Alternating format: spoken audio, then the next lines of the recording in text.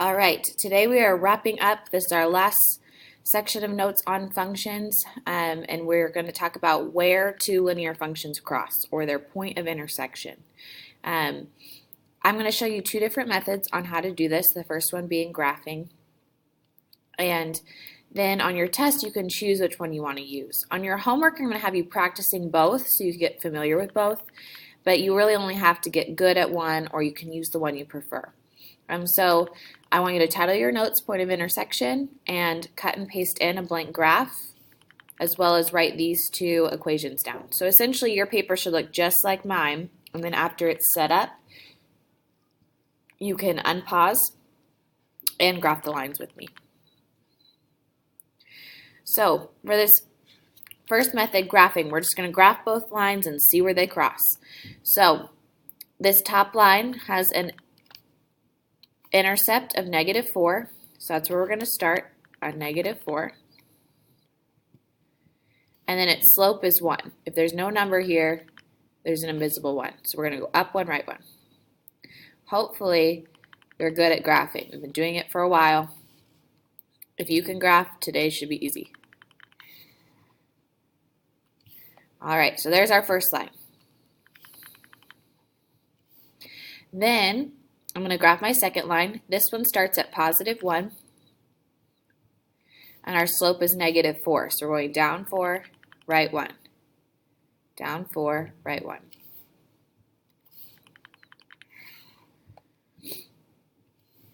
Okay, this would also be a time where it's helpful to use a ruler if you need to, because you have to be exact. You got to know right where they crossed. You can't be off a little bit.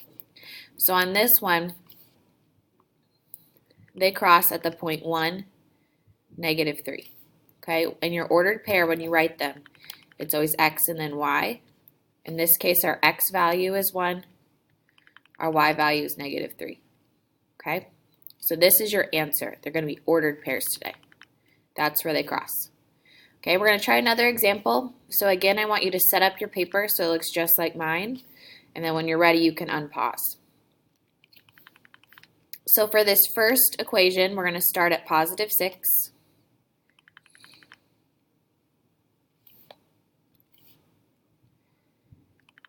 And then our slope is -2. So we're going to go down 2, right 1.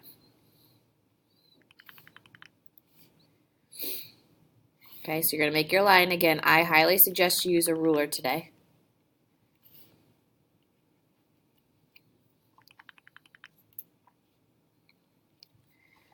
And then for our second line, again, we will start at 6. And then our slope is 1/4. So you go up 1, right 4.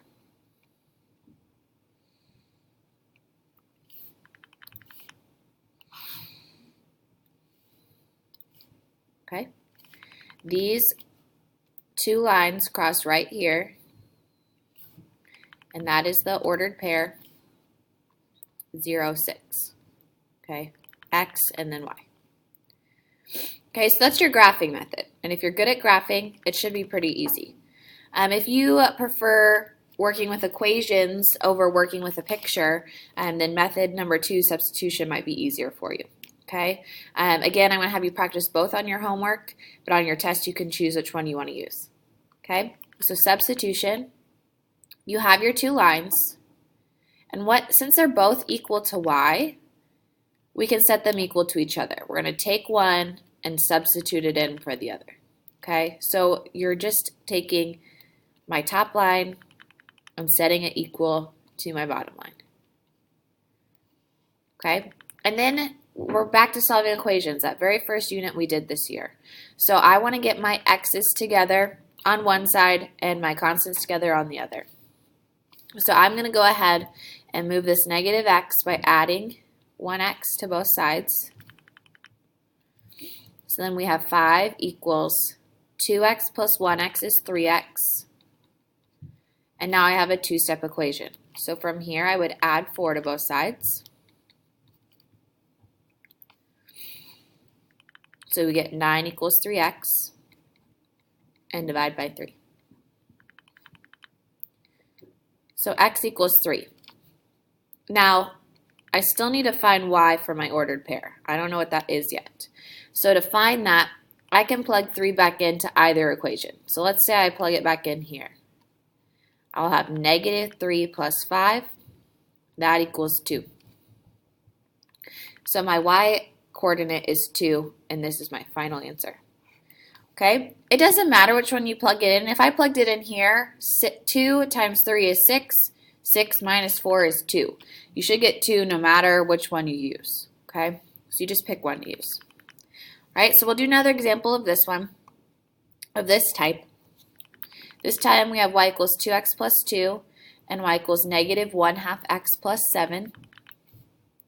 So we're going to set them equal to each other. I'm going to take this and move it down here. So you have 2x plus 2 equals negative 1/2 x plus 7. And I want to get my x's on one side, my constants on the other. So here I'm going to go ahead and move this 1/2 x by adding it to both sides. I like to move the smaller one. It's up to you. You could move this one over. It doesn't really matter which one you choose, but a good rule of thumb is to use your smaller one. Okay, so 2 plus 1/2 is 2.5. I'm going to go ahead and change it to 2.5. You could leave it as 2.5 or even 5/2 as a fraction. Now I have a 2-step. So from here I'm going to subtract 2 from both sides, which is 5. And then lastly we'll divide by 2.5 on both sides. On x equals 2. All right, again, it doesn't matter which equation I choose to plug 2 in to, but I'm going to choose the top one because it doesn't have a fraction. So we'd have 2 times 2 plus 2. This would be 4 plus 2 is 6. All right, so where they cross is 2, 6. Again, I prefer this method. Maybe you prefer graphing, you think it's easier. It's really up to you on your test, but for now, today and tomorrow, we are going to practice both, where you'll have some where I want you to practice graphing and some where I want you to practice substitution. Okay, so you do have a worksheet today. You can raise your hand, show me your 4 examples, and I will give you that worksheet.